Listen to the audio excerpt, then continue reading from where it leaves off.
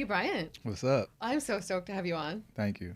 Glad to be here. Yeah, and you were saying just before we got on, it's been 3 or 4 years since you've done an interview. Yeah, I don't really do public interviews these days, so you got my first one. Yeah, As I'm honored. And your raw experience, I can't wait to talk about it. Yeah. So, I mean, you're a man of many talents. You've done Yeah. so many things. You've built multi-million-dollar companies from nothing. You've spoken around the world, nutritional and supplement business powerhouse, so many things, right? Mm-hmm. And your raw vegan journey really took the internet by storm. Your Yeah. other things are also successful too, but that really took the internet by storm too. Millions of views, Yeah. multi-millions of views Yeah. about your 1 year raw fruits and vegetables. And what I love about this is you didn't even eat nuts and seeds. It was just a cellular detox you did. You intended to do 90 days Mm-hmm. and you did 1 year. Yeah. So I'm so excited for this talk. There's This a is lot to gonna be unpack. Such a good one, you guys. Watch till the end. This is going to be, I think, the top video on my channel. Mark my words. But okay, so what led you to do this? Man, what led me to do this? What didn't lead me to do this is the real question, because I feel like there were a lot of things going on. So, I had different, I would say, experiences that I was going through in life, some spiritual experiences. I had inflammation, just some practical things that we can touch. I had inflammation in my lower back from working out 24/7 for 7 straight years. And I just had a lot of things going on in my life, and I felt like there needed to be some type of massive action or change. I had some relationship things that I went through, and on a deeper level, I just felt unaligned. Yeah. And I understand that, in this life, we are spiritual, having a human experience, but if you're not taking care of that human experience and you're unaligned, that's the worst thing you can do, is be walking around this world like a zombie. So even at my success, to the public, this dude, he's successful. He has a lot going on for himself. He has businesses, cars, this, boom, boom. Inside, I got to a point where it felt like as if I just didn't have control to a certain extent. So one of the things I started researching about just life was the effect of food, electricity, and how it affected the human body, how it affected the spirit. And one of the things that drove me to go raw was, first, I had kept getting injured. I had groin injuries, I had a hamstring injury, lower back, and I kept going to physical therapy, and they were telling me, do this, there's nothing we can see. But I would go through physical therapy for like 3 or 4 months, and then I'll injure myself again. And I felt like inflamed, and then I was having some things happening with just the way I was eating. I wasn't sleeping well. So for me, I just started taking things into my own hands. I had been in the health and fitness industry for a while, and I thought, let's see if there's a deeper layer to this that I'm not understanding. So I'm like analytical, and I'm a researcher. Once I started research, I started with Dr. 𝙎𝑼𝑑𝑒 and looking up the alkaline diet. I was like, okay, that's cool.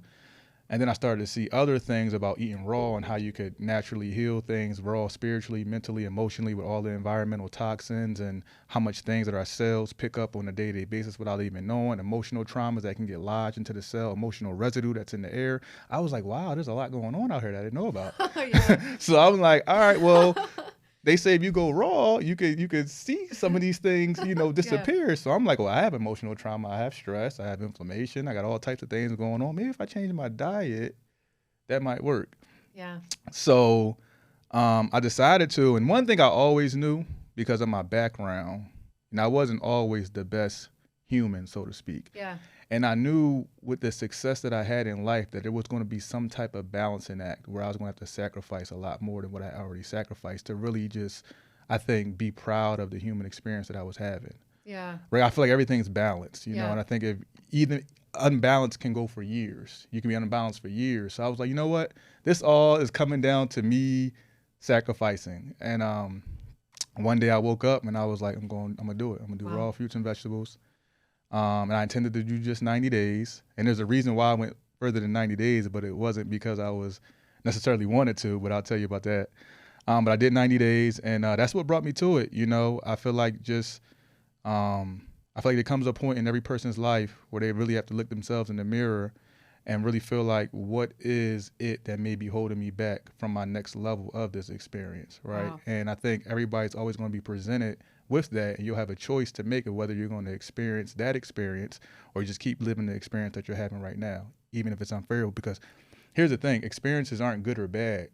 They're just experiences. But how do you want to move through life is based on what you're willing to do to have it, to have it at that good or bad or neutral, whatever you want to call it. It's all about how you choose to experience it. So I was like, you know what? I choose to experience this. So then after I get out of this, I can choose better experiences down the line, Wow. And so what happened when you went raw? Did you notice big changes? Like, did you notice a lot of benefits? So I would say my first week was like pure hell. Wow. I couldn't sleep. I didn't know if I was going to be able to finish or do it. I was tossing and turning. And one of the reasons that I had gone raw again was I had already been vegan for like 5 years, but I was like commercial vegan.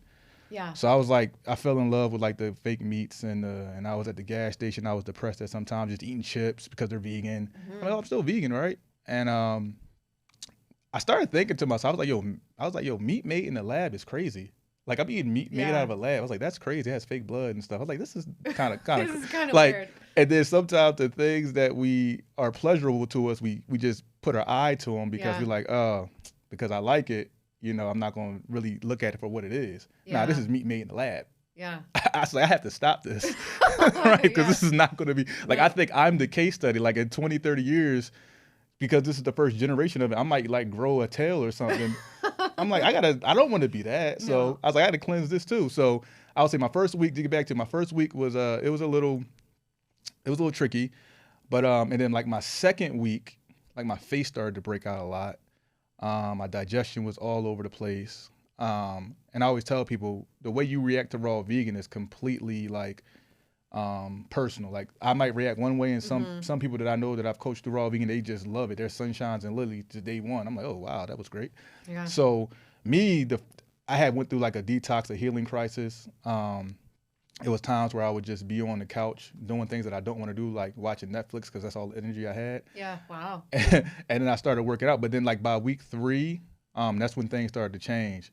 Like it got to a point where, man, like I'd only need to sleep like 4 hours. And I just had like the most energy when I wake up in the morning, right? Yeah, because you were doing no fats too. Like no overt fats really, right? Nothing, just fruits and vegetables. So I would wake up with the most energy, and usually I'm the type of guy that needs like 7-8 hours of sleep, or like don't mess with me because I'm like super cranky. But I was waking up at 4 and I'm like checking myself. I'm like, am I really awake? Is this real? And I'm like, do I have energy? Like, do I need to go back to sleep?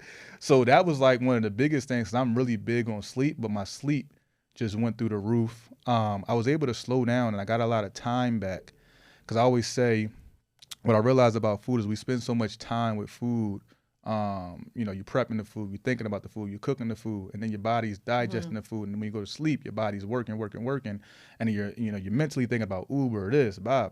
So it's so much time. And I was like, I always knew I was eating fruits and vegetables. So I got so much time back, and my mental sharpness, it went through the roof, and my awareness. And then some of the things that I came up with in concepts just for business, they even went, my business acumen got better because I just had a lot more time to focus all of my energetic processes on what I actually wanted to accomplish in life, instead of having it diverted with food, And people ask me about that all the time, and I'm like, I can't tell you nothing but that's it. Like, there's no other bridge for you to cross for me to make you understand this. It's literally, I got a lot of time back, I got a lot of energy back, and I was able to put it where I wanted to put it.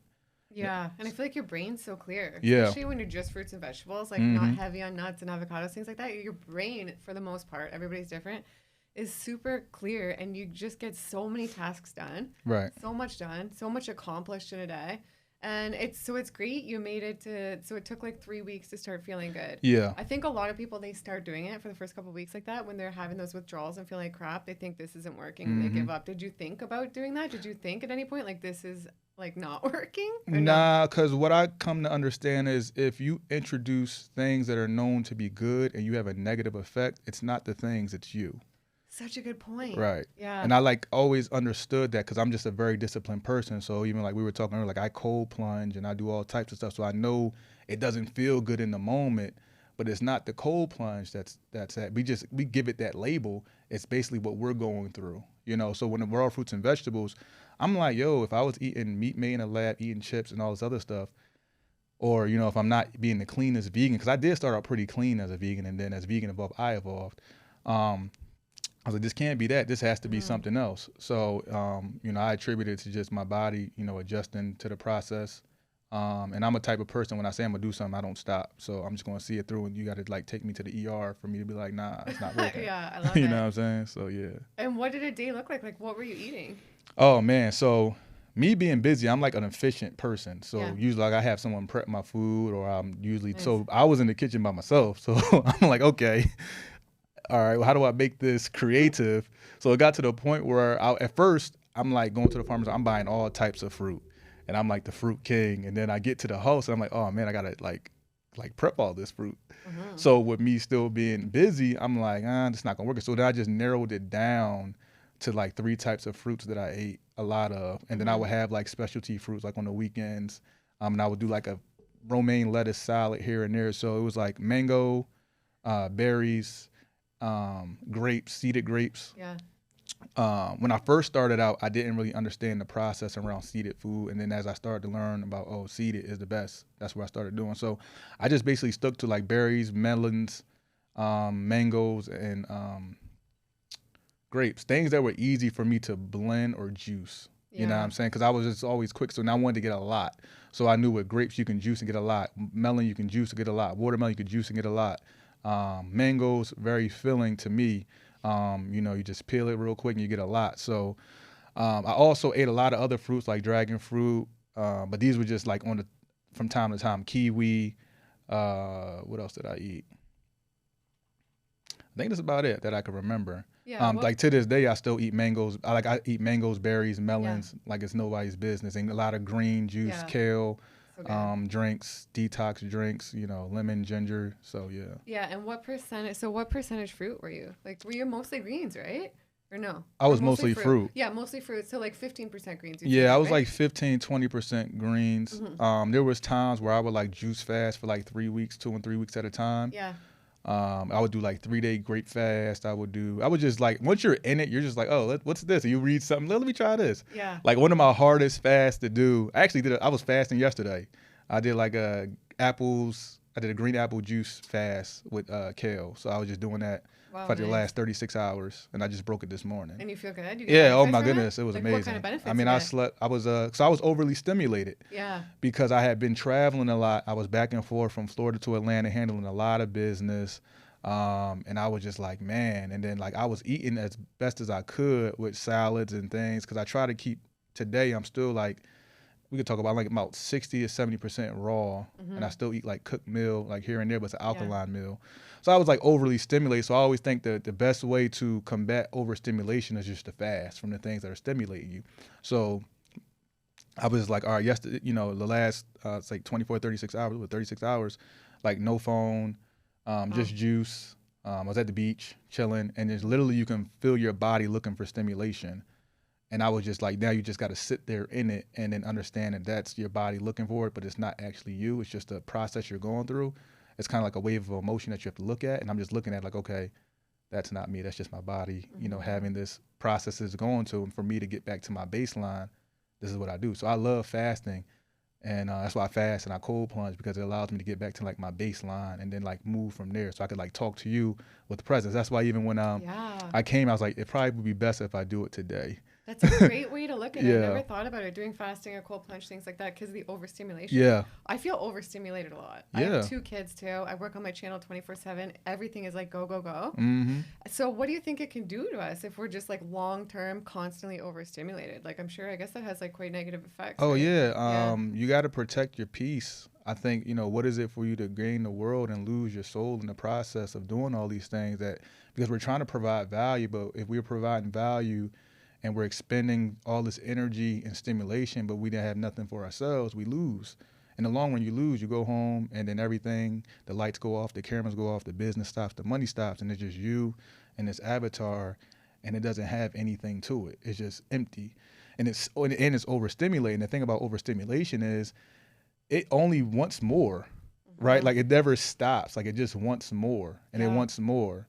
So you have to like stop it, but then you're gonna have to deal with those effects. So I always say like, my philosophy of this world is that we live in a matrix, and we actually have like 2 or 3 matrices that we live in now, because we have social media, which is a matrix in itself, because it has its own rules, governing boards and ways and algorithms. And then we have this physical world that's, in my opinion, is a matrix. And I think You know, my philosophy of life is you learn the rules, you playing well, and then you create your own. But you don't learn, part of the rules of the matrix to, you know, end up purchasing your freedom is to understand how to operate with it without becoming a product of it. Even if you think you're moving through this thing in a way that, you know, you're purposeful, at the end of the day, if you don't feel good within yourself and your spirit and your soul, you're still a product of it, you know, and it's still running you. So you don't have any control. So because I have deeply layered experiences in business, you know, I think, and running, and, you know, creating companies and things of that nature, I came up to understand that. And then I had everything to lose when I started my juice fast, because a lot of my, I guess, what I would say, my persona to the world was built off of my physique, about me being present, about me being in social media, and I just went ghost. I was like, I'm out of this.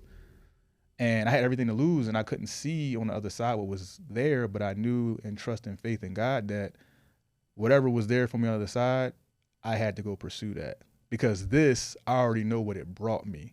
So when you have an understanding of where you are already, and you don't want to move that way anymore, then you have nothing else to do but pursue something else. You know, and I always tell people that feel like they have a lot to lose, take it from somebody that had a whole lot to lose. I mean, two of my companies, which are multi-million-dollar companies, were built online. Wow. I had a physique. I was 205 pounds, and that was part of my persona, part of my brand. I lost 50 pounds. Yeah. And I did it in public. Yeah. Right? Like, I had a lot to lose. So, well, good for you. Yeah. I mean, I think sometimes when you're brave enough to heal in public, you help somebody that's suffering in private. Wow. And I'm brave. So, you know, I could have did it in private, but the millions of people and the tens of thousands of emails I've gotten just from, and I can't even go through all of them. I have people that go through my emails, because it's like so many people were impacted by my decision to go public. And I didn't even know. I didn't even know the world was interested in healing. Like, and on that level, I had dealt with like mental and emotional intelligence and business coaching and entrepreneurship, but I didn't know the world was suffering on that level.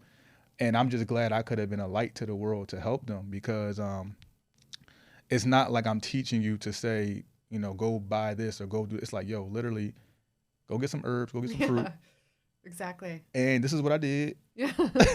You know what I'm saying? And like, help yourself. And I have tens and thousands of emails with people that just like, they did it. Either they did it with me or my coaching program that I created. Either they did it on their own. They're just like, yo, I had people that was talking to themselves. I had people that were about to commit suicide.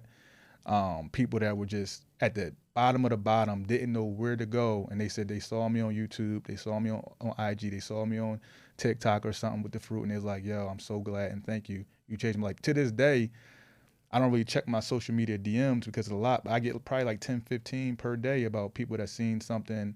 Yeah. And like, yo, you changed my life. And I'm like, I'm glad I could be of service. Yeah, that's amazing. You know? I just love the way you speak. And I read something you said at the beginning of your journey. You weren't initially going to share things, right? Yeah. I think I saw this. Correct me if I'm wrong, but you said like you got a spiritual, like something told you, or a spiritual download or something. Right. Something told you to share it. So would you say that was like a connection with God, kind of? And how do you like connect to the universe and connect to God more? If like for me, sometimes I feel like I have a hard time, maybe because of the overstimulation. Yeah. So do you have any tips for any of us to like connect to source energy and our higher self more? Yeah. So how it happened was, I was not going to share. I was just going to do my fast. I call it a fast, to myself. And one day, I think I was bored, and I went on Instagram, and I like was telling them I blended a smoothie. It was like a fruit smoothie, and it was like I was like day something. I was like, it was like day 9. Like I was already 19, and I was the day 19. I was already like 19 days in. I was like, let me put a smoothie online. And it got like 150 something thousand views. I was like, for a smoothie? Yeah, that's a lot for a smoothie. And I was like, okay, well, and a lot of people was like, what are you doing, boo boo? And I kind of was like, I think I put in the caption, I changed the caption like, hey, day 19 of my 90-day cleanse. And then so many people were like interested. In my mind, my analytical mind, I'm like, yo, I just put berries, mangoes, and I blended it. Like, that's what I'm thinking.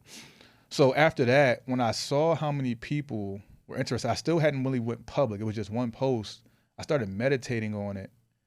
And I was like, you know, I got to download that. Like, somebody needs this. I don't know who it is, because I know I needed it. And I think, I was like, if I'm struggling in some form or fashion, you know, I started really like tapping into, and I kind of went like back and forth for a while. Like, am I going to present this to the public? Am I not going to present this to the public? And I just kept meditating, I kept praying. And finally I got, you know, I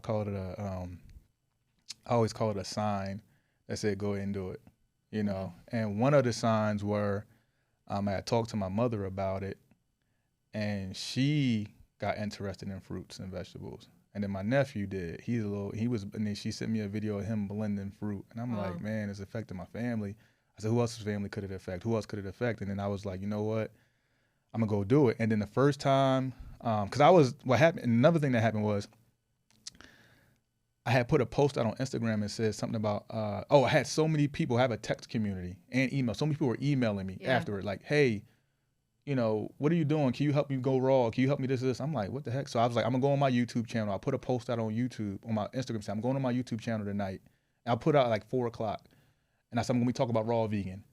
When I say like 1,000 something people showed up to my YouTube live in like 3 hours. Wow. I was like, yo, like how many people need this? So I just talked about, that was my first YouTube live. And it was just random. And they were like, wow. So in the comments, they were like, gee, can you coach us? Can you coach us? I didn't have a coaching program at that point. So I had one of my team members next to me narrating the live stream. And I was like, they want a coaching program. I was like, okay.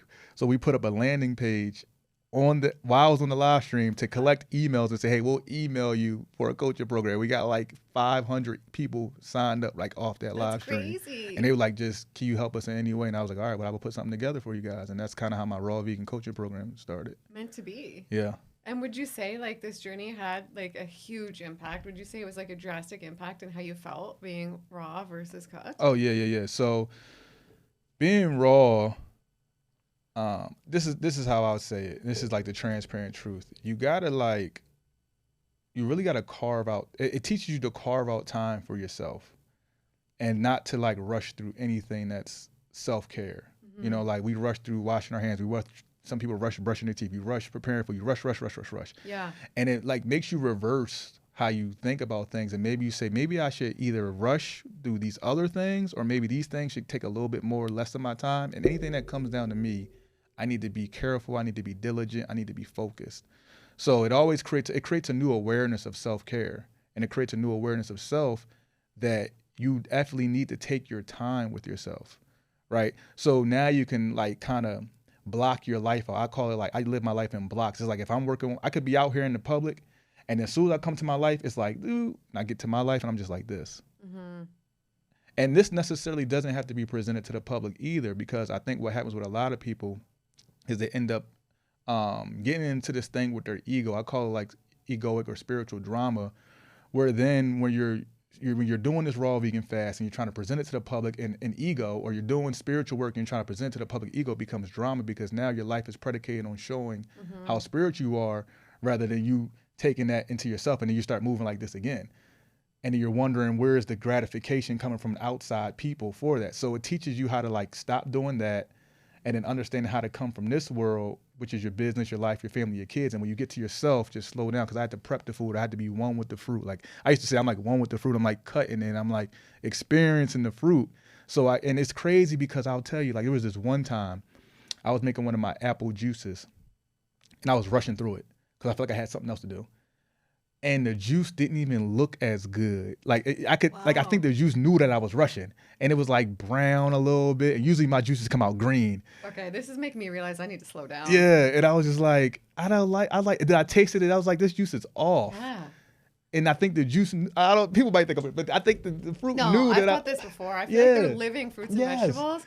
And I feel like if we're just like throwing them around, I feel like it does affect what we get out of them then, and like and they're the vibe. Yes, they know the vibes. I've thought that before. So I'll be like setting the tone. Like I'll put on a little 𝙎𝑼𝙑, a little Jamaican reggae music or some gospel music. And I make sure like I got like my wooden cutting boards, and I got like my nama if I'm using that, or if I'm just cutting, I got like a good knife. Yeah. Like I treat their fruits with a lot of respect. Yeah. Because what they're doing for me is they're healing me. So I was like, if I'm going to be having these things that are going to be healing me, how dare I not treat them with the utmost respect and honor them as I'm trying to honor my body? Because what's happened to a lot of people in society is our bodies become these foreign objects that we know nothing about. And then we go to someone with a white coat for them to tell us what we should do with it. And then they put us on a monthly prescription of something orange and cylinder, right? And then the bodies are foreign. Your body should not be foreign. Like at this point in my life, I know a lot more about, I'm not gonna say everything because there's always a learning experience, but I know so much about my body that I know even like my awareness of just my body and how it moves when I'm eating, when I'm not eating, people, energy. It's just so much more than what it was. And I think everybody should understand that. Now you don't have to go raw if you don't want to, but start understanding that you have this thing. And I think a lot of the community say, oh, well, we're spiritual having this human experience. I said, well, you're not going to have the best human experience until you understand how to treat this thing that you've been blessed with to have, right? Yeah, you've been blessed to be able to be here in human form. You know, like there's a spirit in you. And also, guess what? To the T that you take care of your human body is the T that you take care of your spirit as well. They're not separate in that realm because you need one with the other, right? So think about it. There's no reason why most people that go raw or you go vegan, you start to have these heightened experiences. It's because you're taking care of the human self as well. These cells that hold emotional trauma, emotional residue, environmental toxins, they're compromised. They can't turn over correctly. Right, the skin. There were so many things. Like I probably reversed like 3 or 4 years off my life. I had like a gray hair in my beard. That's crazy. Super anti-aging. Wow. I had a gray hair in my beard that went away. No way. A lot of you not. Yeah, I used to have a bunch of like razor bumps that I couldn't get rid of. You know, went away after juicing. That's amazing. You know, juicing's amazing. And fruits and vegetables. And the fruits. Yeah. So I heard like you use the Nama. The Nama's the best. That's what I use. Yeah. So out the Nama. Nama didn't want to give me a deal. They didn't? No, because they think I'm not all raw. I was like, well, whatever. No, they don't do only raw people. No. Well, I don't know. They think, listen, Nama. I'll talk to Nama. I'm an affiliate with Nama. Yeah. So I'll put a code down below if you guys want to save, but Nama, I'll talk to Nama. Sorry, Nama. But I love you. I have 2 of you guys as juicers too, because I like to have 2 of everything that I like. I have 2. So the thing about it is, I keep bumping the mic. I don't know if I'll be able to use it correctly. You know, I'm not, you know, my brand kind of had to add this to it. It wasn't really like a brand thing for me. Yeah. And as I've come to understand, I'm trying to figure out, you know, because social media and things, when you want to present things online, you only have so much time to do so many things without spraying your audience then. So I'm not pressed about it. It was just when I was in it, I was like, yo, Nama, what's up? Like I put it on my story. I had like 300 DMs, like they all wanted. Yeah. I was like, and I just gave out somebody else's code to give them to them because I didn't really need the money. I just was like, all right, well, here's the code. I found one online. I was like, here, get the juicer, y'all. Yeah, totally. So. Wow. Well, yeah, this has been amazing. So how are you eating now then? What do you typically eat in a day right now? Okay, so now, let me tell you, the reason why I ended up going longer than 90 days is because I didn't know how to eat afterwards. So like I got off, well, I knew how to eat, but it was like, I was kind of like what am I supposed to be eating? Like, cause you're doing raw. So I tried to introduce some regular foods. My body didn't like my regular vegan foods. I tried to, I did like a refeeding process where I was like slowly but surely eating salads and like making them a little bit more dense and, you know, things of that nature. But then when I tried to go eat like the regular vegan food I had been eating in the past, my body just didn't like it. And then I didn't really have a schedule. I was so used to my fruits and vegetables, and mind you, I'm busy. So I like knew what I was doing every day. So it was starting to mess with my productivity. So I just kept going, raw fruits and vegetables. I just kept going. I was like, whatever, like this is working right now. And then, you know, I lost a lot of weight. One of the things that I got a little pushback on why I kept going was how much weight I was losing. And I would just tell people, you know, I feel like every pound that I lose is a physical representation of things that I need to get rid of anyway. You know, I feel like that was part of my sacrifice. So what I did though is, and I end up like maybe after like 6 or 7 months in, after like 3 or 4 months in after the initial 90, I said I wanted to start working out again. I want to start gaining weight. Yeah, I wanted to ask you about this. So I ended up doing the analytical G thing, and I went into like, how can I get the most calories raw, right? So I started eating these huge kale salads with mushrooms, dates. There was something else in it. I think it was mushrooms, dates, and some other vegetable. I have it in my phone. And I'll eat like 3 or 4 of them per day. And they were like 400 to 500 calories a piece. Now, mind you, if I was only taking in juice, I was eating like how many ounces of kale? I was eating a large amount of kale just all day, just kale, raw fruit, and I was eating juices. And you were digesting it okay? I know a lot of people think, oh, it's so hard on the digestion, right? Like your digestion was good. I think kale was one of the things that as you have to keep eating it for your digestion to get used to it. So for me initially, but I was just like, you got to put me in the ER. I'm gonna keep eating this because I know this is what I need to run. But it's like you said, it's like you. Yeah. You know the environment that needs to change if it's not working for you. Yeah. Type of thing. So a lot of kale, and I was eating these big salads. I actually ended up gaining like my first 20 pounds back completely raw. Wow. Like just with the salads, I was working out maybe 3 or 4 times a week. And then now I eat mostly, I would say it's like, it was 70-30 raw to cooked. When I get busy, it's like 50-50. So if I'm traveling a lot, I got my spots, you know what I'm saying? So it's hard to like where I can go and get food. Like I have raw food places around here that I like to eat at. So when I get to like spaces where I'm traveling, it's a little tougher because I travel a lot for business. So I try to I just keep it alkaline as possible. And then I still eat raw and I do a lot of juice and a lot of fruit. So I say it doesn't get beyond 50-50, but ideally I would like to be 70% raw and 30%. Because what I do is I usually eat like 3 or 4 raw meals per day and then like 1 cooked meal. Do a lot of juicing in the day and just like 1 cooked meal. Yeah. And you felt like satisfied during the year raw? Like you didn't feel like you were missing things? For the most part? Missing things in terms of what, like life? No, I mean like craving foods and stuff. Like you felt like the foods were good, or were you really missing stuff? So what I came to understand, because I did a test with myself, I think like by day 14, because I was going through so many things and I was like almost wanting to quit, I went and ordered from like one of my favorite regular vegan food, mock food places. I was like, I need this, right? It used to be so good. So like day 14, I was like, I just bought it. I ate it. I bit it.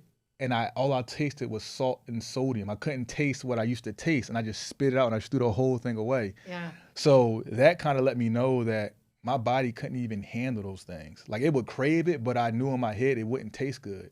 So every now and again, I would just like get something, like lick it, and I just throw it away. Like, this doesn't work. It got to the point where my salads, right? People ask me what I put on my salads. I would put like romaine lettuce, and I would just put like sometimes some olive oil on there and some peppers and some mushrooms, right? But one time I tried to get like a vegan salad dressing and it tastes like paint. I was like, this ain't working either. So like, I crave things, but also what I realized is our brains, our response to food has been habitually, how would I say this? It's been a learned response to food. Like sometimes we're not even hungry when we think we're hungry, you know, and sometimes we're not thirsty or craving things. It's just a learned response that we have that's become detrimental to how we live our life and our health. That's true. So like some of the things that I was craving, and to be super transparent, the chemicals and the things they put in this food that make them addictive, that's what you're actually craving. You're not actually craving the food, right? You're craving the things that were put in the food to keep you coming back to the food, to make you think that you're craving the food. And when I started to understand that, I'm like, because if I could leave it alone and still be fine, did I really need it? That's the question everybody has to ask themselves as well. It's like, if you could leave something alone and you can be better or you can be fine, did you actually really need it the way you thought you needed it when you were in it?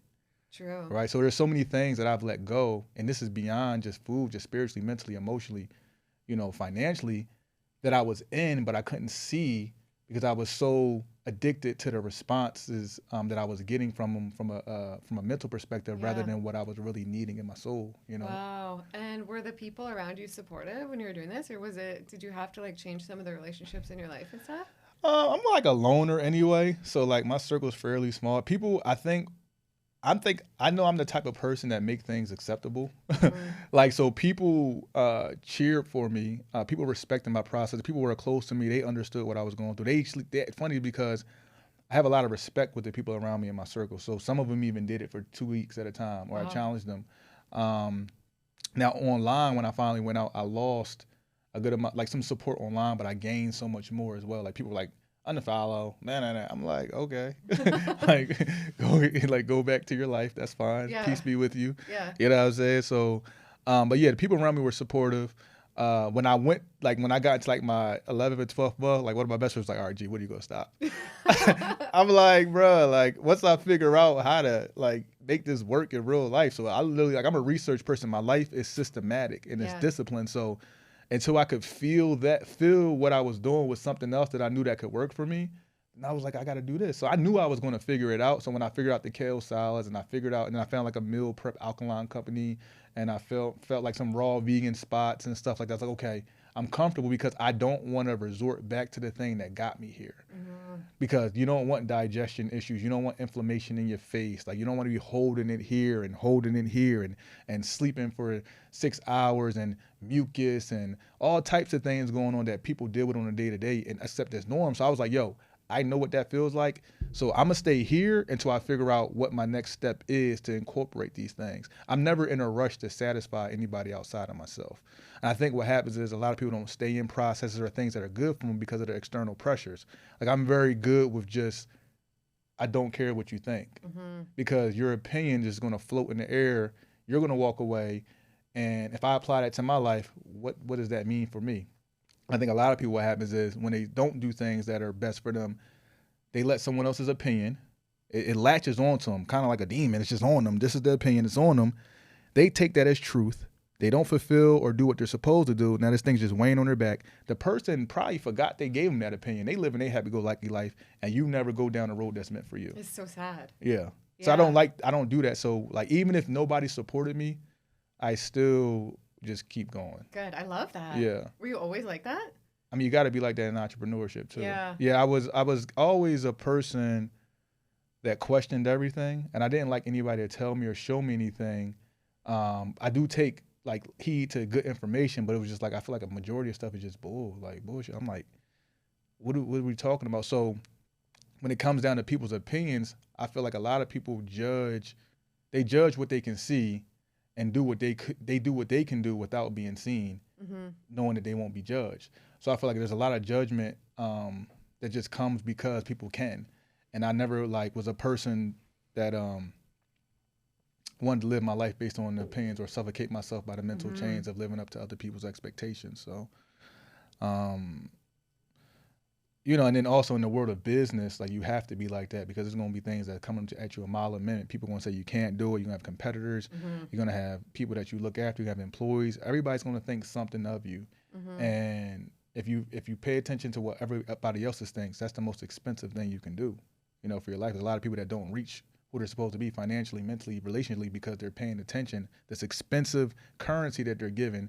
Because currency is more than just money. You got spiritual currency, you got attention currency. Where's your attention going? How much is that costing you? How much is you sacrificing your spirit to run amok through this world? Like, you might be depleted or broke spiritually. You might be broke with your attention. So I take currency into effect, or like, what is my currency and how am I giving it out, or do I have it and am I in control of it? I love it. Is there like one book that stands out that's totally changed your life? Man, I've read so many books. I've read like hundreds of books. Let's talk about a book that stood out for me. What books have I read? Recently I've read The Celestine Prophecy. It took me a long time to read that book though. I mean, The Compound Effect by Darren Hardy. And this doesn't really have to do with just with raw vegan or anything. It's just about how the things you do, they all count and how they compound.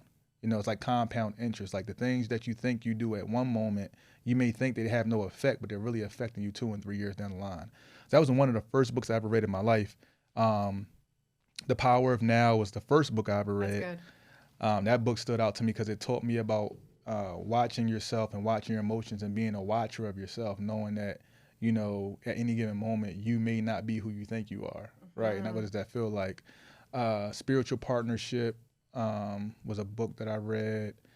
Way of the Superior Man. I mean, these are all great books. I'm just thinking about the ones off the top of my head about a man fulfilling his purpose before anything else in the world. So I've read a good amount of books, and then some finance books, business books. I mean, I've read. I'm like, sometimes I think I have too much information, which is no, it's good. I love it. Yeah, because I'm always looking at information. Like, no, even when I'm chilling, I'm like looking at information. It's like a problem sometimes. No, right? It's good. I love it. I love all that. And just back to the raw for a sec. So clearly you're glad you did it, right? Yeah. Because even some of the opportunities that I've had post raw that I couldn't see, this is the truth about faith.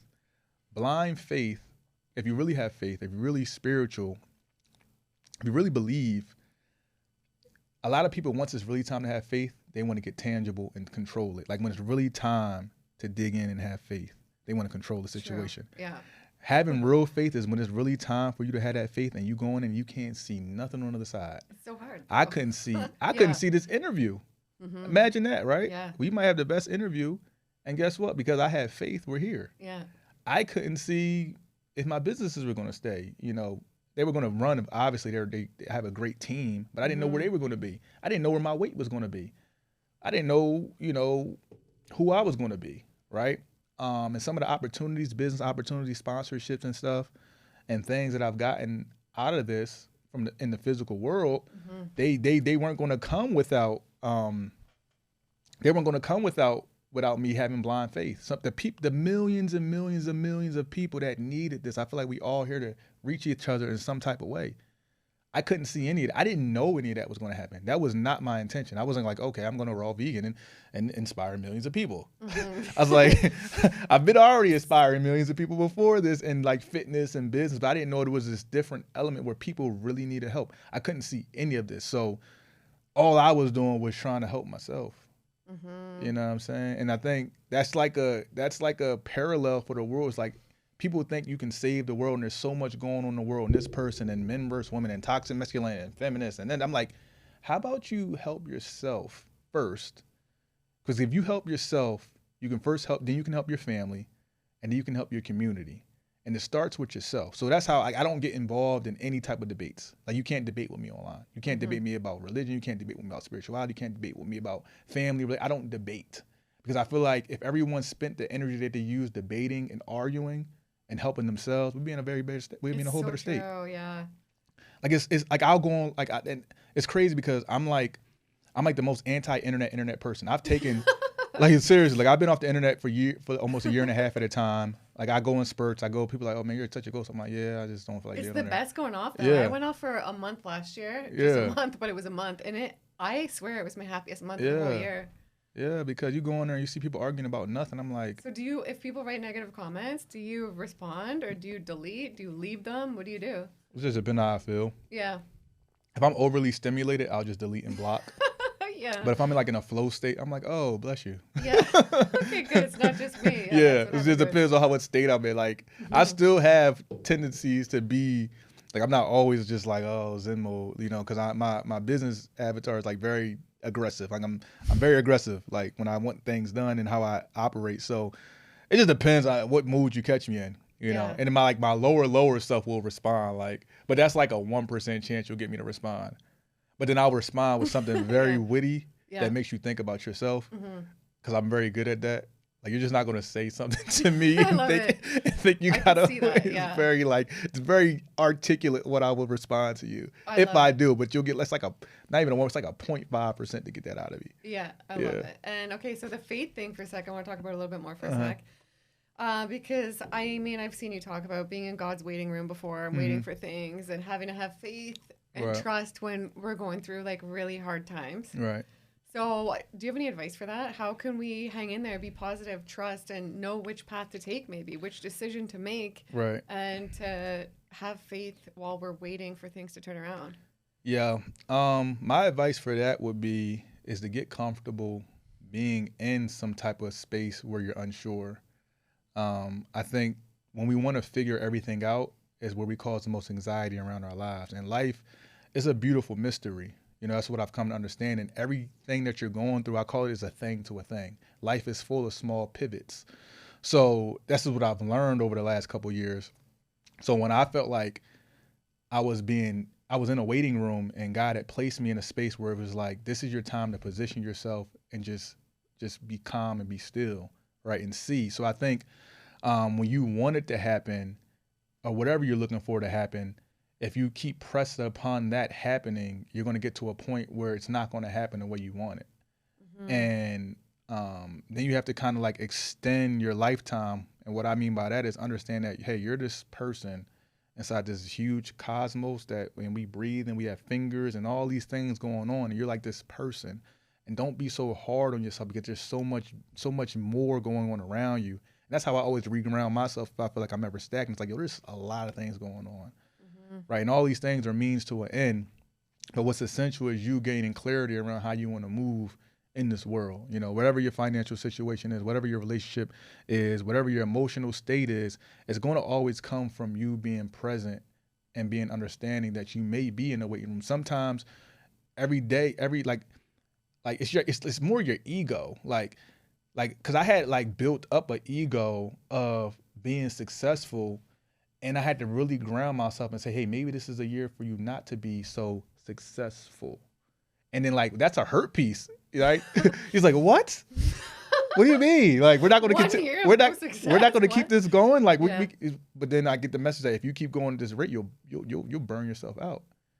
You're on the brink of destruction. I feel like you either build or destroy. So if you don't know if you're building or destroying, you're probably destroying. Like, if you don't know that, if you can't honestly look in yourself in the mirror and say, am I building myself or am I destroying myself right now with everything I got going around? You're probably destroying yourself. Wow. Right?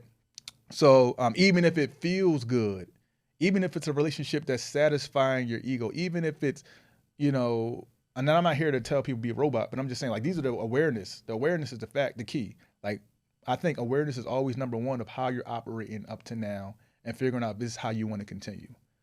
And it's always going to be your decision. So like the waiting room, man, I think God puts you in a waiting room, especially when there's something big upon your life that you can't see. And like the faith, and that's a understanding that I've even had to question myself on, because I got put in another way where I'm like, oh, I thought I was about to come out, I was about to be grand. Nah, take a ticket, get some food in the back. You know what I'm saying? Like, I'm an usher right now. I give out tickets to the waiting room. Hello, welcome. Here's your ticket. Just get comfortable. Don't stand up until your number's called. Okay, we got some hors d'oeuvres, got some juice in the back. Just get comfortable. You'll be all right. And I think sometimes the bigger the call and the longer the wait. I think sometimes the more you have to level out in your life, the longer the wait. And I think God's sometimes trying to change us, right, into what we need to be in order to get where we want to be or where we're meant to be. Exactly. Because if you were already who you were, you would have had it, whatever you was looking for.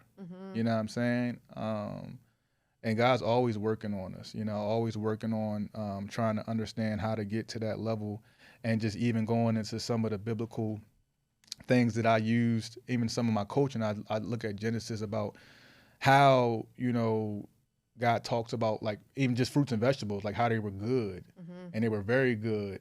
And good in Hebrew means, I think it means tov, and that means of divine order or divine law, meaning that it can't be refuted because it was given. Like, and I was like, this is good. So if I'm stressing about doing something like raw fruits and vegetables and want to be back in the world, but God's telling me this is good and what I need, who am I to refute that as well?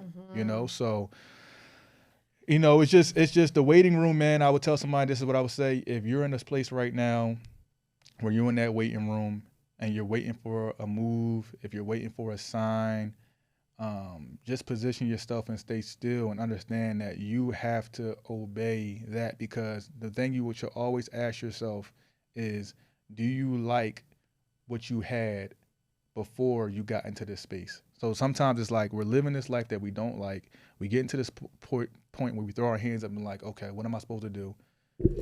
Don't go back. You might as well just wait, because you get a little stronger.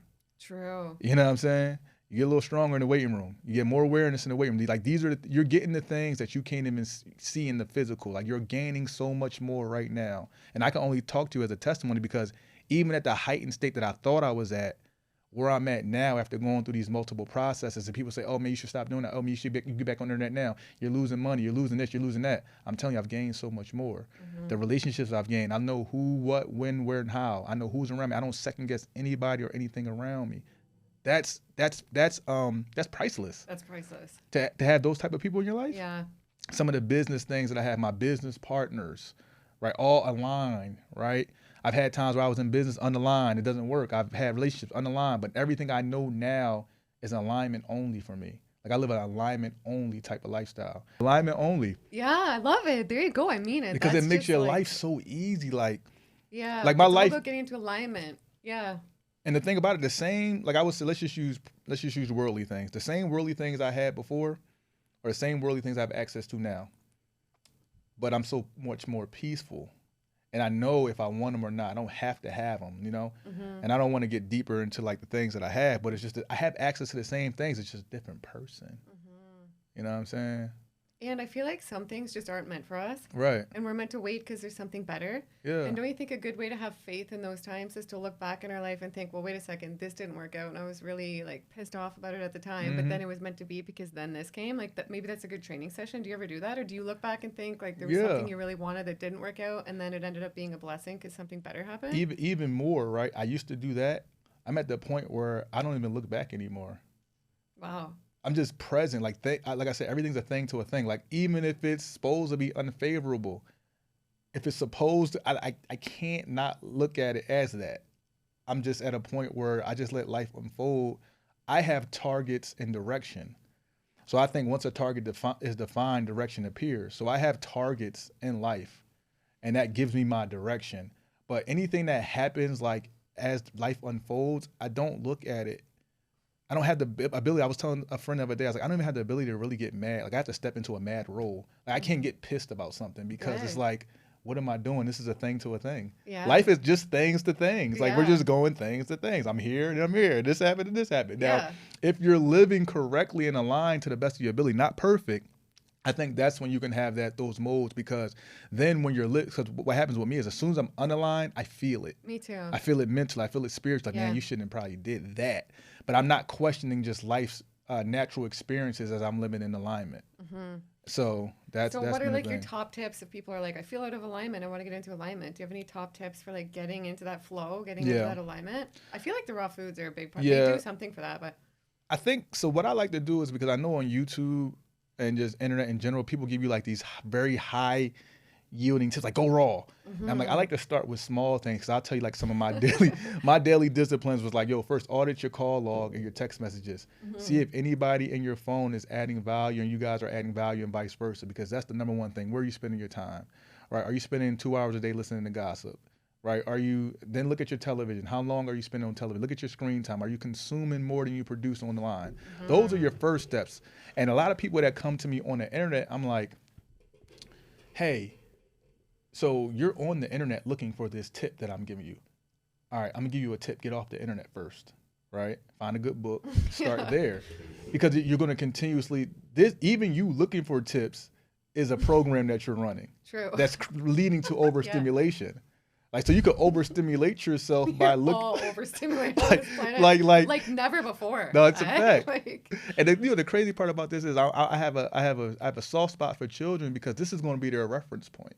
Yeah. They're not gonna have a reference. Like I have a reference point of like barbecues and things of that nature, like regular life stuff, lightning bugs and running before the street lights came on, jumping on the back of the ice cream truck. But they're gonna have they're gonna have a reference point of stimulation. Yeah. So like I tell people, that's like my first step, is like literally take your practical life and look at that and see if there's some adjustments you can make. Right. Then look at some daily disciplines. Are there anything that you can plug into your life on a day-to-day basis that's best for you? Are you taking time for yourself? Right. And then I will also start with like meditation. When I started meditating almost a decade, probably 10 years, 11 years ago, I couldn't, people, everything's going through my mind. I said, that's meditation in itself. Aware. You just like the first step is awareness. So start to be aware.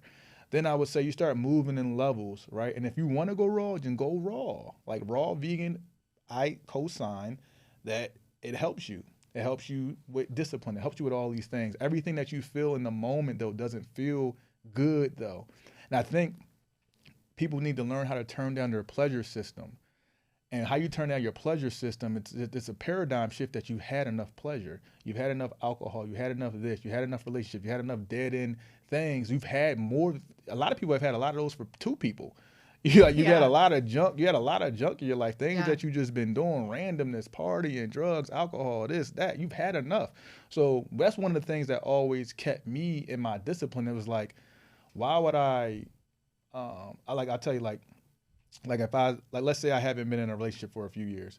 I know some people can't deal with that if they haven't found their life partner, right? But then think about it, like it's only 2 years and you've probably been in a relationship for 20 years. Can you just give yourself 2 years? Can you give yourself too much? You've had enough. Yeah. Just give yourself some time.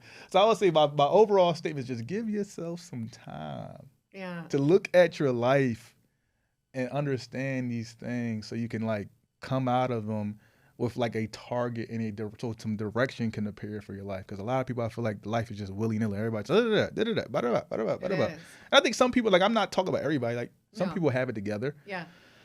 And I will hope for people to have it together. That's why I put my messages out as such. And I'm a person, the number one thing I don't do is I don't do anything unless I don't preach on anything unless I've experienced. I don't talk about anything unless I experience it. So tell you that it's experience based. I would never talk about raw vegan if I didn't do it. Yeah. You know what I'm saying? I would never talk about any of the things I'm talking about in this podcast. Too, yeah. Right. It's not, I don't just read from books and be like, okay, meditate and tell yourself you're great. Affirmations. Did you ever try the carnivore diet or like a high? No.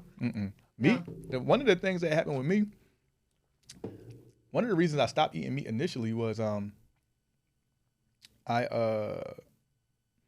of the times I was eating like a bison burger. This was like 6 years ago. After I ate it, my gums were on fire. And that was the last day I ate meat. And then I had some other thing that happened with ground turkey with some worms like 8 years ago. And like that was like the bison burger was like, I was like, I'm out of this. You know what I'm saying? And then I was going through some spiritual things. I was going up to like Mount Shasta and I was like doing a lot of practice and I was meditating. I was looking for a lot. I was like truth seeking. I was like, well, I don't think meat's part of this because and then I had like this whole thing about the animal spirit never dies, and right before it dies, it knows it's about to die, so it's releasing all these stress hormones. And then if you don't think spirit never dies, what are you ingesting? And that's why we're stressed. And I went through this whole process of if you saw a cow, you know, being butchered, would you still eat it? And I'm like, probably not. So why were you eating it behind closed doors? There was like a lot of things that I was like, you just spin this out. Yeah. That's my thing. Like people would interview me because I used to get interviews. Why are you vegan? It was like 6 years ago when I was like vegan and still in shape. So that was a big thing back in the day because I was before like.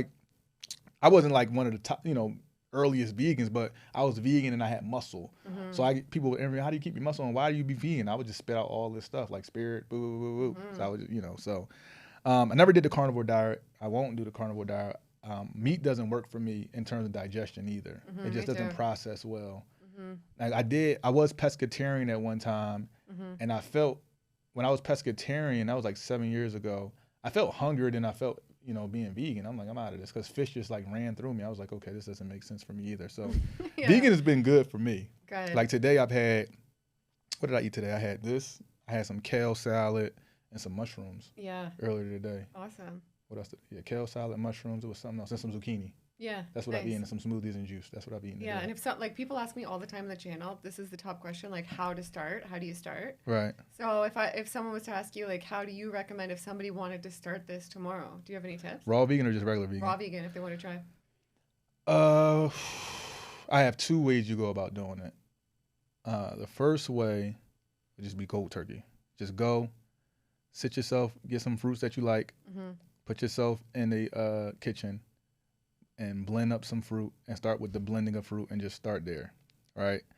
The second way I would, and I don't think everybody's built for that, I say get a coach. And you do coaching still?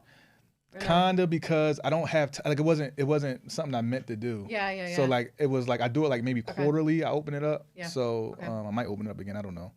But I have a program. It's like a 14-day program to get people started. Oh, that's good. So I'll link that below. Yeah. So it's called the rawveganchallenge.com. Perfect. It's just a 14-day program to get them started.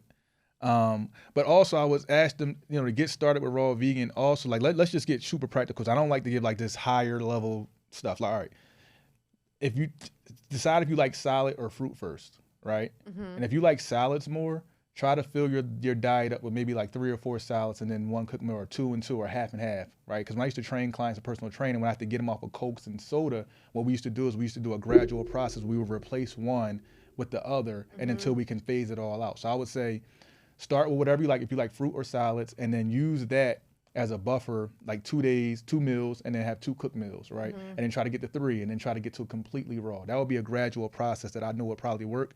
Or if you want to do fruit, do the same thing. Or try to do like fruit raw till 4, whatever, try to eat raw and then eat a cooked meal. That's a good idea. Or the other option is to eat like a couple raw meals and then alkaline, right? Or like I said, get a coach. Because I don't think everybody's built like a lot of people that come on your channel to just go straight into it, and it's hard for people. A lot of people quit for years, right?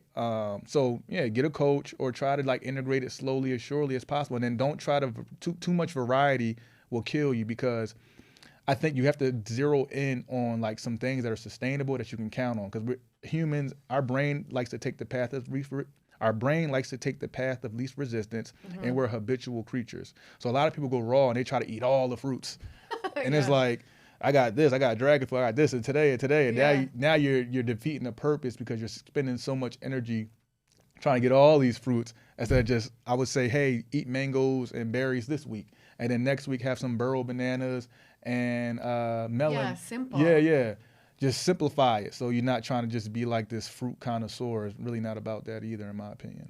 Me too. And I'd love to ask you a couple of viewers' questions. Yeah, that's fine. And I was going to ask you too before, do you feel like the raw foods over like the 1 year on the cleanse, do you feel like it did help heal like the trauma, emotional trauma and pain you had from stuff? Yeah. So I'll tell you, first of all, I was getting to a point. If you look on one of my YouTube videos, I had a video where I was working out and I could like barely jump. Like I got to the point, I was this dude that used to do all types of calisthenics, flying push-ups, all these things. So to date, after I finished my fast, I couldn't even deadlift anymore. I couldn't squat a lot. I'm able to do those exercises that I couldn't do, right? The lower back pain that I used to carry is gone. I haven't injured my hamstring since then. Now it has taken my legs a little bit more of a response to get back in shape. So I have to be very careful how I work out. I tried to go immediately 5 days a week. My body's like, we don't like that, bro. So I'm doing like 2 days a week, but I am doing some of the exercises that were hurting me before raw vegan, which is a plus. Some of the things, the awareness and the emotional intelligence, even though I considered myself with someone that had it, it's at a whole nother state. Remember I told you I can't get mad. Yeah. Some of the emotional traumas and things, I journaled a lot. The things that I had to look at myself in the mirror, some of the spiritual warfare that I went through, that's all going away. And this is an interview for a whole nother interview, but I have some deep things that I've been through and that I've seen manifest in the 3D, and saying things that I've seen manifest in other times when I was in other states, right? So I know, because I know that world, you know what I'm saying? Like that world ain't nothing to play with, right? And sometimes people think it's just this thing that people talk about. No, I've been in that world, so I don't take it lightly. So all of that has been regulated, to a certain extent, and then just the sleep and the peace, and I think the biggest thing is the awareness of being unaligned, because I don't think people know that there's a higher level for them.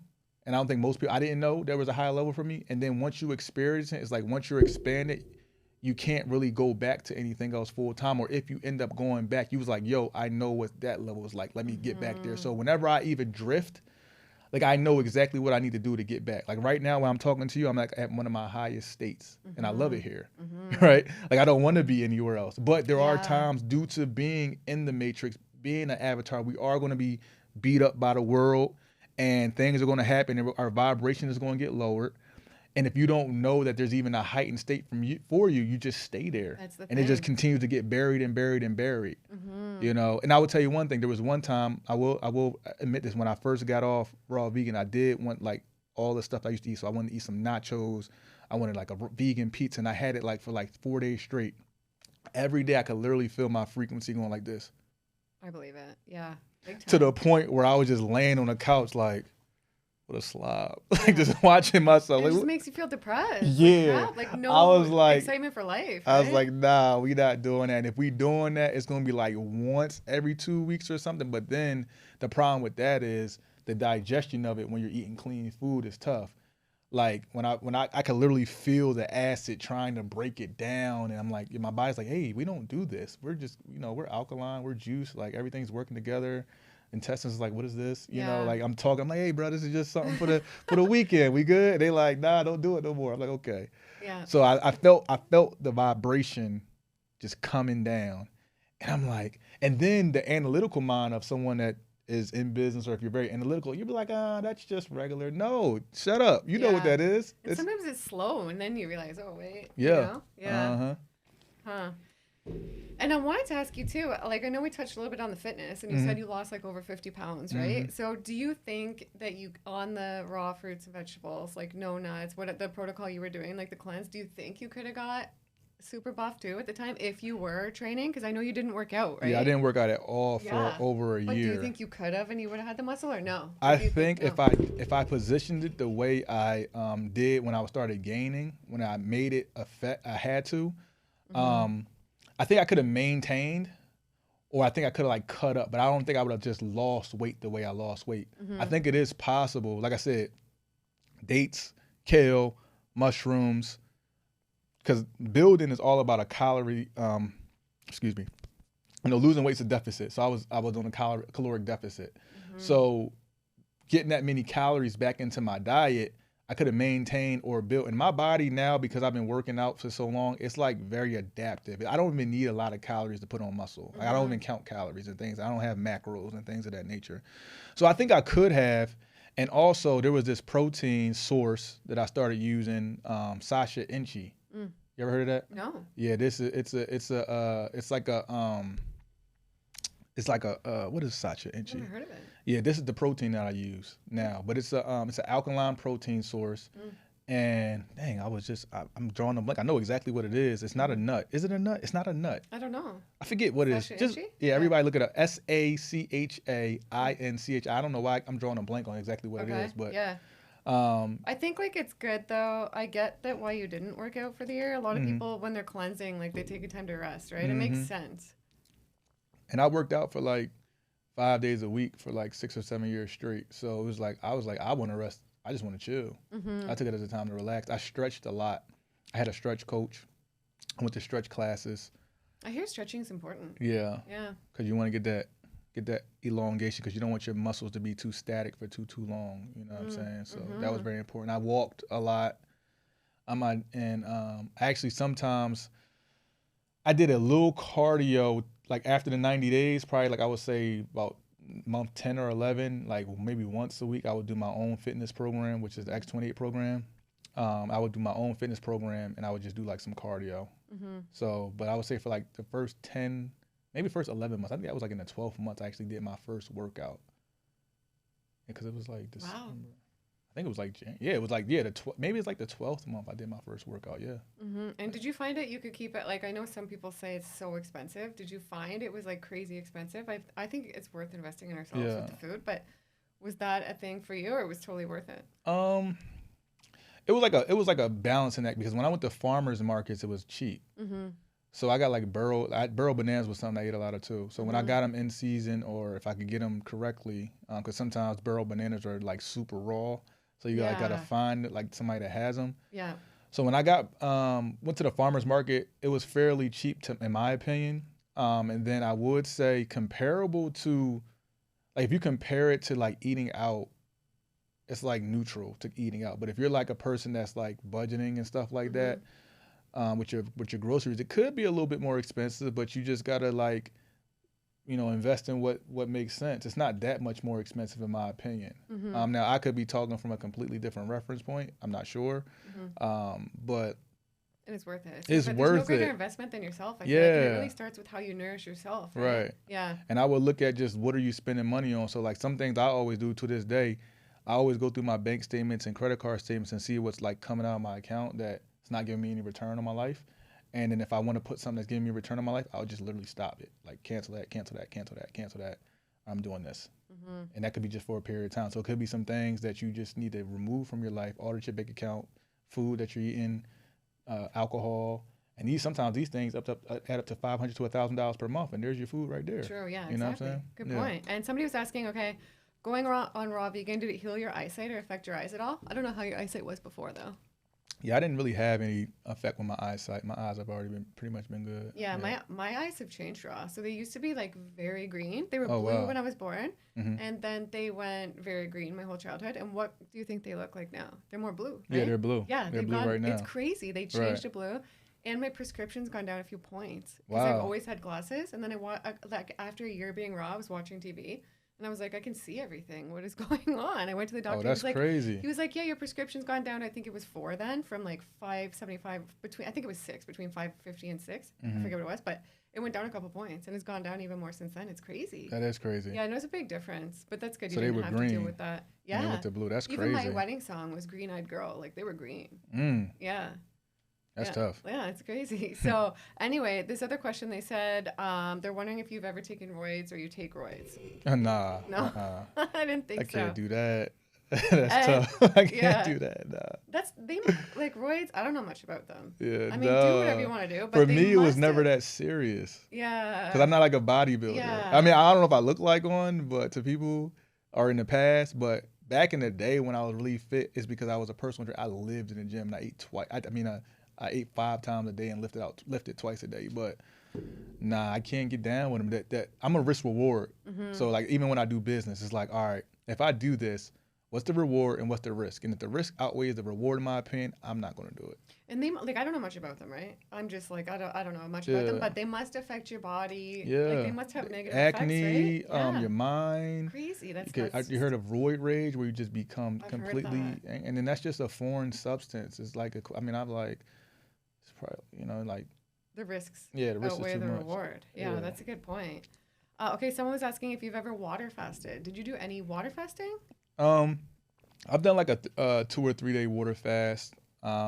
I'm not really a fan of water fasting. They're like the toughest one for me. I only did that like one time. Like I said, I also would do like a juice fast, like a grape juice fast. Did a 3 day grape juice fast, and I did like a 21 day juice fast during my time as well. But water fast is tough for me. Yeah. And some things, this is about knowing what you know. I don't know, for some reason, I probably would rather not drink any water and just fast for the day, just dry fast, than do a water fast. For some reason, that works better for me. Yeah, I think it's kind of easier maybe even. Right. And okay, someone said, what was the first change you noticed in reference to your body? Like when you went raw? The first thing I would say, like I told you, my skin started breaking out like by day 14. So I knew that was a good thing. I just didn't like it, but it is what it was. So it was my skin breaking out. And then would you say like your skin got better than ever? Yeah, so it was at a point where my skin was just like glowing. And it was just like, what is this? Right? Like it was just like, so I'm like, am I a beauty queen or something? Like, what's going on, right? And people were like complimenting me about it. I was like, your skin is so pure, your skin is so nice. I would get online. I was like, okay, maybe it is pretty nice. Looks great now. Yeah, thank you. I appreciate it. So I think it was when I was completely raw. It was like I look at the mirror, I'm like, oh, I remember what it was like when I was completely raw. It is a difference for me now. It still looks good, but when I was completely raw, once it came back, I mean, it was amazing. Yeah. Awesome. And somebody said, did you take any supplements? Like, did you take B12 or like anything? Yeah, I took some B12. I took some vitamin C. I didn't take anything else. Yeah. B12, vitamin C for energy. Yeah, I didn't take anything else. Yeah, okay. Yeah. And somebody said, are you single and accepting applications? There's a bunch of those. That's a good question. So I am currently single. And I just leave it at that. Yeah, my current relationship state is processing. Yeah, good. I like that. I like that. And how on earth can eating just fruits and vegetables meet a person's daily protein requirements? They're asking. Oh man, we could talk all day about protein. So let's talk about protein for a second. All right, your daily requirements for your protein is, first you got to ask yourself, is based on who? You know, one thing I'll say about protein is you don't need as much protein as they say you need, or they say you need. And like if you go into the grocery store and it says like 80 grams of protein, you know, like your body can only take in so much protein at one time, and that's unique for each person. So it just depends on what your goals are. If your goals, what you actually need is the amino acid structure as well. Like the protein is not what we're actually looking for, like because the natural source of protein is plants. And think about it, where these animals that you're eating, where are they getting their protein from? They're eating, what does their diet consist of?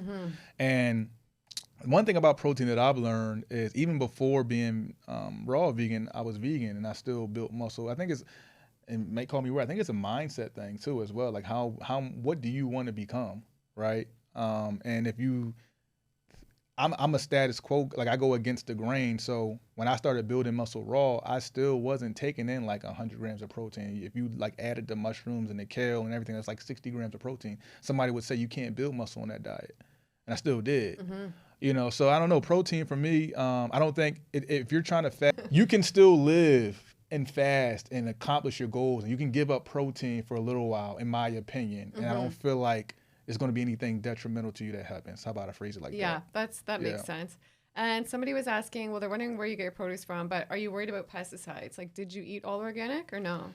Yeah, I ate all organic. Oh, you did? I ate all organic for the most part. If I went to the farmer's market, I washed my fruit with vinegar and water and those things. But also you got to understand about the organic thing is like sometimes your farmer's market fruit is just as good as some organic fruit because it's coming local. So it's just kind of a thing, and but I did try to eat mostly organic for the most part. There were some times where I was in a crunch, or couldn't get the fruit that I wanted, that I wouldn't eat organic, but I wash it very well. Yeah. Nice. Okay. And somebody said, how did you deal with the detox symptoms? That's a good question. Like the physical and mental symptoms, how did you deal with those? Just dealt with them. Yeah, that's good. Like I sat down and asked myself, what is my end goal? What did I set up myself out to do? I'm a person that I really try to accomplish what I say I'm going to do, because then I like to be proud of myself. And I think that's one of the number one things you can do is make yourself proud. So I said, if I don't do this, I said I was going to do it. And then I was very easy on myself. When I realized I couldn't move a mile a minute like I usually do, I accepted the space that I was in, and I just accepted it as it is what it is. So I said, I don't like to watch television, but I say, I'm going to enjoy Netflix at this moment because my head hurts and I want to take my mind off the headache. I'm going to go to the movies and just relax. I'm going to, okay, I can't sleep. Okay, I can't sleep. Maybe I won't take that meeting tomorrow morning. So it was just certain things that it was like a surrender and an acceptance, and I think that's what it teaches you, is just surrender and acceptance. It's one of the only ways, if you're going through things, to move forward, is to just surrender. So some of these uncomfortable times that I was going through, I had to accept them as comfortable times and to surrender to myself to say, you know what, G, we ain't got it right now. This is what it is. Yeah. So, yeah. I love it. And somebody said, how did you take care of your teeth to prevent cavities and sensitivity while consuming mostly fruit? Did you notice any negatives with your teeth with high fruit or no? No, I didn't. I heard about it, but I wasn't going to pay attention to it unless it happened. Like, I'm not really precautionary. That's like my gift and my curse sometimes. Like, if I want to do something, like I said, it was risk reward for me. So I didn't see too many cases of it, or I didn't research that. So it was nothing I really worried about. And I didn't see any ill effects with my teeth. Yeah. Well, that's good. Yeah. Have you? No. Okay. No. Yeah. I had a lot of dental problems in my life before being raw, but not since being raw. But I had fluorosis as a kid, and then all sorts of problems like way back and in my like earlier life, but not since being raw. Yeah. And okay, this person says you don't have to. I mean, and your flossing is way better because there's nothing in your teeth. So exactly. I'm like a flosser. Yeah. So like I'm still flossing, but like it's like not as much. Yeah. And this person said he talks a lot about having a problem with alcohol and battling demons and being the kind of guy you wouldn't want to associate with earlier in his life. He made a huge transformation in his life, but I'm wondering what inspired that transformation. Was there something that flipped the switch, or was it more of an observation? And number two, was it more of an observation than the majority of thought leaders and influencers I follow on YouTube in the vegan space are black? I don't know if that made sense. Does that make sense? I just read. The beginning, I didn't really understand the end. So the first question, I guess, okay, number one, they said you talk about having a problem with alcohol, battling demons, and being the kind of guy we wouldn't want to associate with before. So they're wondering, like, you had a huge transformation, obviously. Yeah. And you're such a leader now and such a speaker and an influencer and so many things, right? So they're wondering what mainly inspired that transformation, I guess they're asking. So let me address the first part. So alcohol was a part of my life very early in my life. That's a whole other podcast for another day. That was something that I carried with me even when I started to change my life, so to speak. So just a brief history, like I've done any and everything. I've been, I was a star basketball player. I've been in the streets. I've sold this. I've done this. I've done that. There's a lot of things you accumulate with living different lifestyles, and definitely fast lifestyles. So if you don't ever slow down, you just kind of rocking with it. You don't really understand what's going on. But when you finally decide to change, well, listen, you done brought all this stuff with you, and then you got to unpack that. So when I started unpacking those things, I think it's always an ongoing process of battling. Whatever you're going through, spiritual battles, emotional battles, there's an ongoing process. And so what sparked the change first for the alcohol was when I got into the fitness industry. I haven't drunk, I don't know if that's the right word. Sometimes my grammar's incorrect. What was it? Drunken drinking? I haven't drank. I haven't drank. There it is. I haven't drank in maybe 6 years, 7 years. That's amazing. Yeah, I don't even and that used to be one of the things that I struggle with. And I always feel like the thing that you struggle with most sometimes will be the thing that you need to get over to get to the purpose of your life. So I was in the fitness industry, and I was like, man, waking up late and hungover and having these things happen and all these things that have happened in my life, I'm not gonna get too deep into them, they all came from alcohol. And I was like, man, these negative effects of my life, there was one common denominator, alcohol. So I was like, all right, well, if I want to be this entrepreneur and this person that I want to be and have focus, I can't have this in my life. So I just went cold turkey on that. And then with what he talked about, like the battling demons and the spiritual, I feel like, and he said something about being a thought leader. I think what people only see what people only see from the public, from a thought leader or influencers, is you only see what we show you. There are so many people that are battling right now in my circle and people that I know of influence, and they're still going through it, but they're still trying to provide value at the face. So I'm just the type of person, I'm transparent enough to talk to it, because I wanted to like break that mold where we're just not robots. Like, we're people. The same thing you go through, we go through, right? And I think I'm able to go through them. And I feel like God chose me to go through so many things and be able to articulate them, to let people know that they're not alone with them, even from somebody that may have, like, 3D higher status to a certain extent, right? Because I want people to know, like, it's all real, like it all happened. So that the switch for me it's been an ongoing switch. It's been an ongoing journey of being a man, right? And there's been times I've always spoken well. It could have been times 5 years ago where I was battling things. I'm still going to speak well, but I'm still battling things. It's just that over the last couple years, I decided to be a little bit more open with it. So if I never said anything, I would still speak the same and no one would know. So I think it's more about, did I choose to or did I choose not to? And no one forced me to do it. It was just for me to let other people know that it is possible. Like, I could keep everything to myself if I really want to. There's still about 98% of me that the internet doesn't know about, right? I choose to share what I want to share, Makes sense. And I want people to know that, like, there's the internet, and then there's the person, and then there's you, but then there's this person that has all these things behind them, just like you have all these things behind them. We're just meeting right here at this medium, which is the internet.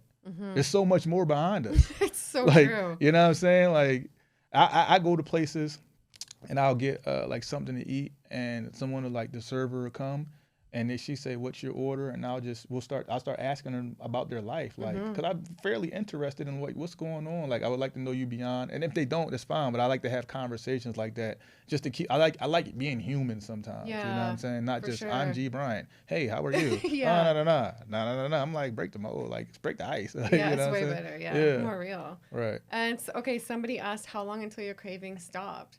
I'd say about first month it was done. That's good. Yeah, especially after I tasted that food. I think week 2 or week 3. I think it was week 3. I tasted that food, or week 2, and I was like, all right, this is what we're doing. So about a month. Yeah. And did you use any herbs? Somebody was asking that too.